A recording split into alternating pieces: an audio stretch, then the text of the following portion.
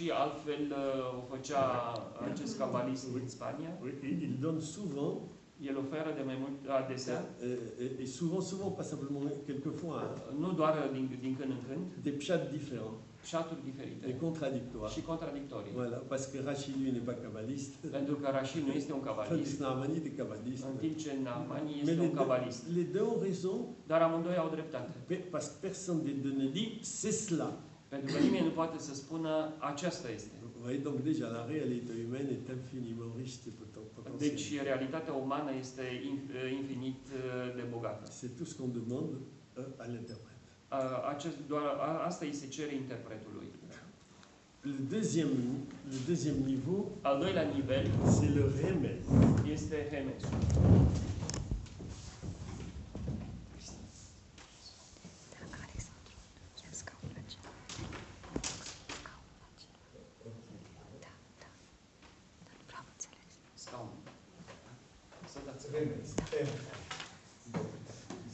Deci al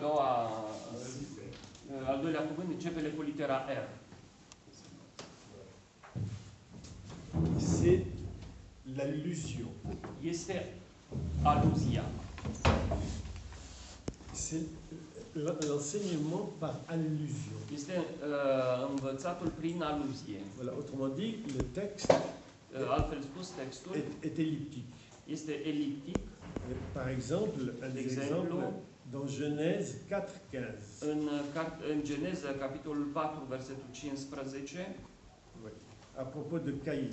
apropo de Cain, Voilà, le texte dit dans ce chapitre 4:15. Voilà, c'est pourquoi, dit-il, Dieu dit à Caïn, c'est pourquoi Dumnezeu spune, de aceea, quiconque tue Caïn, oricine îl ucide pe Cain,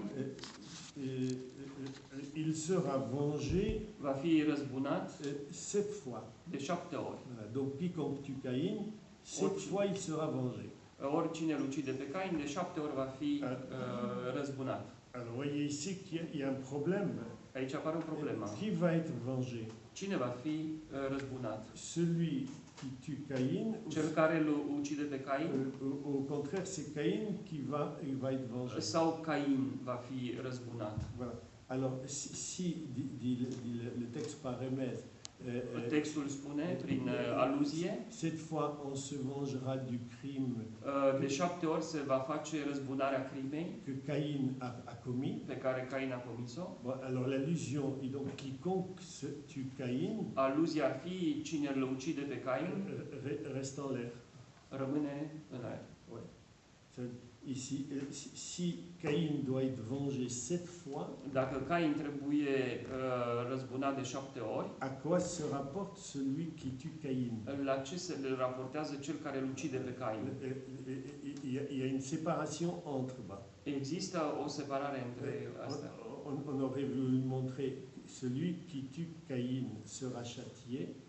Cel care l-a ucis pe Cain va fi răzbunat. Et on attendra dans la ligne de Caïn 7 générations și trebuie să aștepți 7 generații pour décider pentru ca a decide si cette lignée s'est construite sur le crime dacă această linie a fost construită pe linia crimei et que c'est devenu non seulement une habitude, și a devenit nu doar o obișnuință, mais un principe de cette civilisation. ci un principiu al acestei civilizații. Alors ça disparaîtra.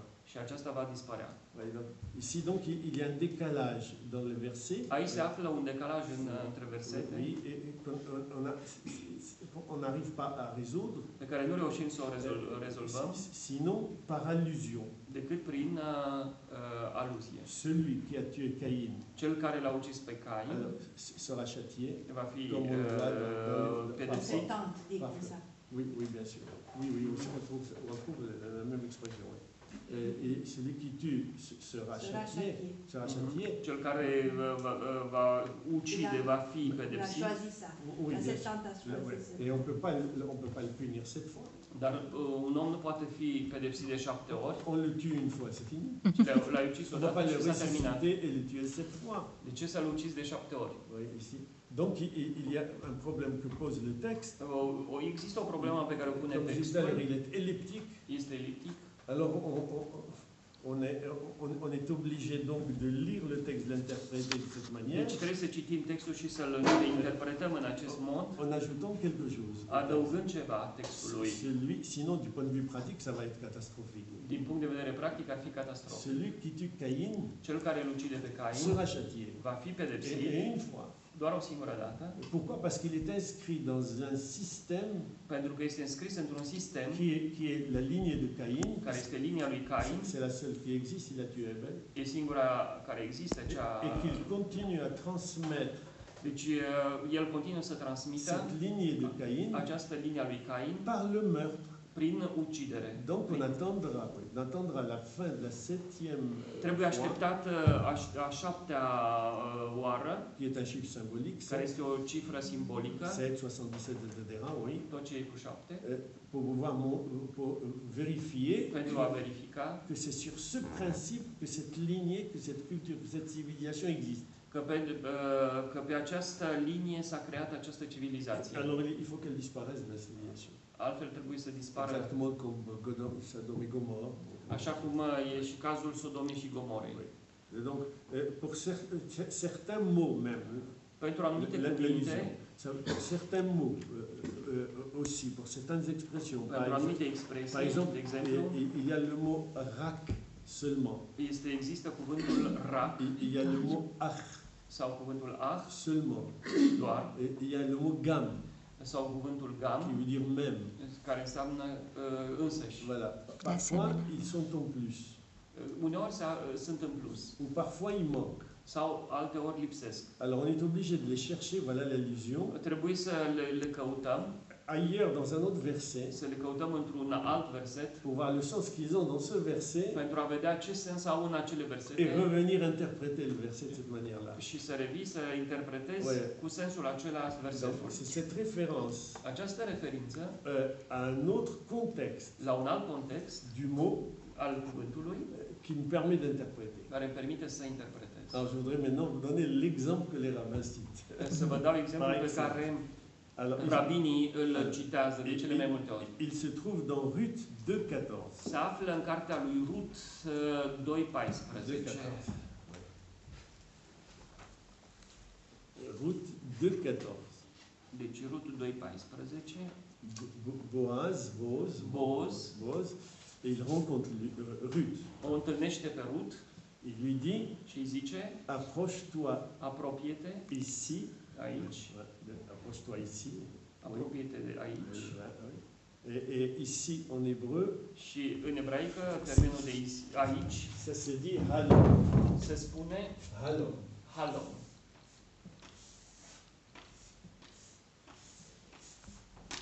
Voilà, ça veut dire ici. Approche-toi ici. Apropie-te aici. Et puis il lui dit donc, tu vas tremper tu vas manger avec les moissonneurs, à côté des moissonneurs, oui. Deci ai să mănânci Tu vas împreună cu plonger ton culegătorii pain dans le vinaigre, și ai să-ți moi pâinea în oțet tu mangeras, tu seras rassasié, etc. Donc, și vei mânca și te vei sătura. il l'accueille bien. Deci o primește bine. Alors, question. Întrebare. Quand il lui dit approche-toi, Când îi spune apropie-te, ça peut être ici. nu poate să fie decât aici. Da. Est-ce qu'on peut dire approche-toi là-bas? Poți să spui apropie-te acolo? Il y a un problème. E o problemă. Surtout quand on dit que c'est la parole de Dieu.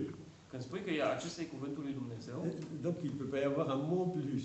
nu poate exista un cuvânt în plus. Et nous sommes dans le monde de la parole. Ori ne aflăm în lumea cuvântului. Donc chaque mot doit avoir un sens. Deci fiecare cuvânt trebuie să aibă un sens. Pourquoi on l'a ajouté? De ce a fost Que adăugat? que les hommes le fassent, on comprend bien. Dacă oamenii o fac, o putem înțelege. Des redondances, des répétitions, des Deci paraphrases. redundanțe, Ça, c'est humain. repetiții, asta este Mais omenesc. ce n'est pas une parole divine. Dar nu ar fi nu este un cuvânt À partir divin. du moment où j'ai compris ce que veut dire l'interprétation, Înseamnă că n-am înțeles ce înseamnă interpretare. ce que veut dire la révélation, Ce înseamnă revelație? la parole divine, A cuvântului lui Dumnezeu. donc la place qu'occupe chaque mot, Locul pe care îl ocupă fiecare cuvânt doit m'apprendre quelque chose. mă învață ceva. Sinon, je lis Dacă superficiellement. nu, înseamnă că am făcut o lectură superficială. Alors, les rabbins vont essayer de dégager, Atunci rabinii încearcă să à degajeze partir de ce mot, de alors, la acest cuvânt, par une allusion à un printr-o autre aluzie moment la un alt moment où se trouve le mot halom, unde se mai află acest cuvânt, pour dire déjà pentru a spune deja que le dialogue entre Boaz et Ruth că dialogul dintre Boz și Rut est déjà un discours prophétique. este deja un discurs profetic. Mais comment, autrement dit, il annonce des événements Altfel spus, el anunță evenimente d'où est sorti David de unde a ieșit David et sa dynastie. și dinastia lui. Comprenez donc que puisqu'on a suivi cette lignée de David, Înțelegeți că de vreme ce urmăm această linie a lui à David, partir de ce qui s'est passé entre Ruth et în Boaz, funcție de ceea ce s-a întâmplat între Boz și Rut, il faut que je lise cette histoire de Boaz et Ruth trebuie să citesc această istorie a lui Boz et și Rut interpréter leur dialogue, și să interpretăm dialogul lor, d'où est sorti de unde a ieșit la dynamique messianique. dinamica mesianică. Et c'est ça que dans l'interprétation rabbinique, Și asta înseamnă în interpretarea rabinică, et en effet, à propos de David, într-adevăr, apropo de David, à propos de David, dans le deuxième livre de Samuel, în cartea a doua lui Samuel, 7-18. 7:18, Deuxième livre de Samuel, 7-18. Il dit, le roi David regele David a dit à Dieu, i-a spus lui Dumnezeu: qui suis-je, Seigneur, Cine sunt eu, Doamne, mon maître, stăpânul meu?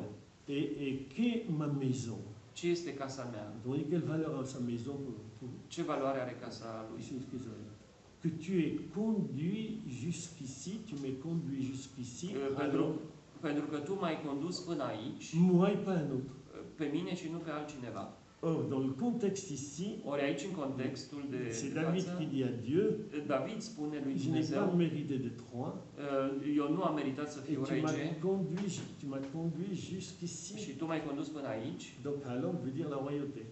Deci, halom are sensul de regalitate. Donc, maintenant, je lis l'histoire de Boaz et Ruth. Și atunci, întorcându-ne la istoria lui Rut și Boz, Il lui dit approche, când ei spune apropie-te aici, il a l'intention el are intenția de fonder avec elle un foyer să întemeieze un cămin, pour prendre en charge la dynamique messianique. o familie în care să preia această dinamică mesianică. J'ai ajouté une signification I-am adăugat o semnificație à ce texte acestui text par le remède, prin remez, prin aluzie, fondé sur halom. Oui, fondé sur halom.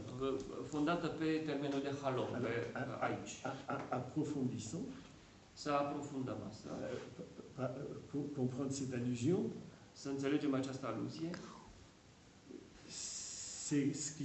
On me demande de comprendre ce qui s'est passé entre Boaz et Ruth. Încercăm să înțelegem ce s-a întâmplat între Boaz Et și donc, Rut tout le livre de Ruth, și în întreaga carte a lui Rut, pour en dégager ce que veut dire la dynamique messianique. pentru a înțelege ce înseamnă dinamica mesianică. Ben ça c'est merveilleux. Și asta e minunat. Il y a la famille. Și mai întâi apare foametea. La famille hébreu Familia à ebraică Bethléem, de la Betlehem, Bethléem, là où il y a la maison du pain. acolo unde se află casa pâinii. Ouais. Et puis elle apprend que la crise de la famine a disparu. Ea aude că foametea a dispărut. En attendant donc, les enfants se marient avec deux femmes. Între timp, copiii se căsătoresc cu două femei. Les enfants meurent. Copiii mor, băieții mor.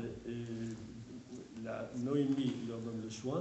Noémie le oferă posibilitatea alegerii. Ruth, contrairement à l'autre, dit non. Rut, contrar celeilalte, spune nu. Ton Dieu sera mon Dieu. Dumnezeul tău va fi Dumnezeul meu. Elle revient. Ea și revine. Elle rencontre Boaz. Îl întâlnește pe Boz. Alors on a peur qu'on n'ait pas compris cela et par l'interprétation du remez. De teamă că nu s-ar fi înțeles acest lucru prin remez. Qui peut paraître arbitraire. Care ar putea să apară arbitrar. Oui, par cette interprétation. Prin această interpretare.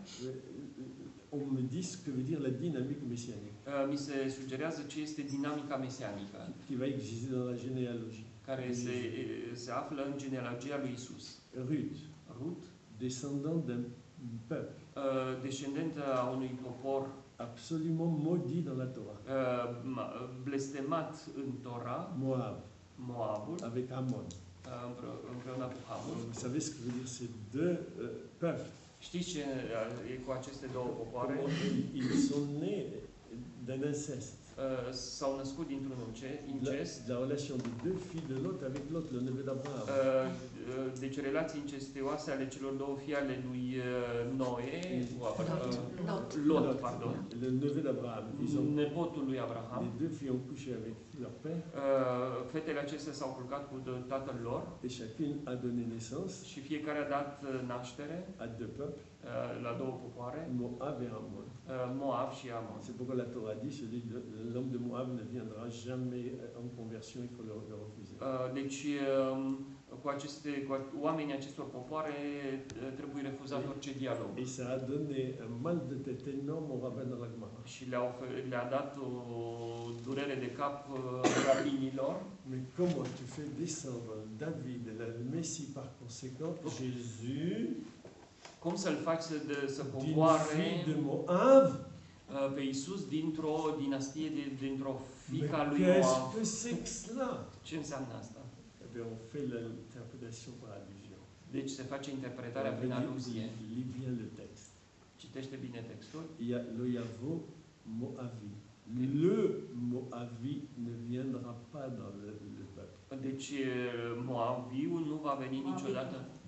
Et quand vous me reprochez de dire les choses à la lettre, și când trebuie să le citim la parce que vous avez vu l'esprit, ați văzut Duhul, Spiritul? Ben oui, on le prend à la lettre. Este luat la C'est literă. le Moavi qu'on refuse à la conversion. Deci Moabi este refuzat, lui Moab îi se refuză Et convertirea. donc on peut accepter la Moabite. Dar poți o accepta pe Moabită, Moabiteancă. Et celui qui a écrit ce texte dit que la dynamique messianique, Cine a scris acest text spune că dinamica mesianică, comme elle est universelle, după cum e, de vreme ce este universală, le Messie ne vient pas seulement pour les Juifs ou pour les chrétiens. deci nu înseamnă că Mesia nu vine doar pentru iudei sau pentru C'est creștini, dans le rapport avec les nations ci este în raport cu celelalte națiuni que se construit la dynamique messianique. că se construiește dinamica On mesianică. veut faire entrer cela dans le texte. Trebuie să facem, să intrăm asta în text. Ça n'y est pas. Nu se află acolo, Mais je suis sûr que c'est la parole divine. dar sunt sigur că este cuvântul lui Dumnezeu, Alors on est obligé de passer par le remède. deci trebuie să trecem prin rămez. Apporter du mot halom ici. Să aducem termenul de halom aici. Alors que tout le monde lit la Bible, Toată lumea citește on Biblia, tu n'es pas conscient sur cela. nu suntem conștienți de acest lucru. Comme tout le monde dit, approche-toi d'ici, l'approche d'ici, qu'est-ce que tu vas me faire une philosophie sur ici? De ce trebuie să-i faci o filozofie atât de amplă cuvântul lui aici? Vous voyez déjà que contrairement au pshat, Deci, contrar le pshatului, remez remezul, étant elliptique, fiind eliptic, je veux faire entrer par cette méthode-là d'interprétation voi face să intre prin această metodă de interpretare une idée dont je suis sûr que c'est la parole humaine, o idee care este de fapt cuvântul lui Dumnezeu, un cuvânt al lui Dumnezeu, mais le texte, je ne trouve pas le texte pour la faire entrer. dar nu găseam textul ca posibilitatea să o fac să intre. Donc interpréter, c'est enrichir le texte. Deci a interpreta înseamnă a îmbogăți textul. Vous voyez ici. Vous avez un autre exemple. Un autre exemple. Mettons à propos de la tour de Babel. Voilà. Apropo de turnul lui Babel. C'est le chapitre 11 Capitolul 11 de Genèse. din Cartea Genezei. Voilà.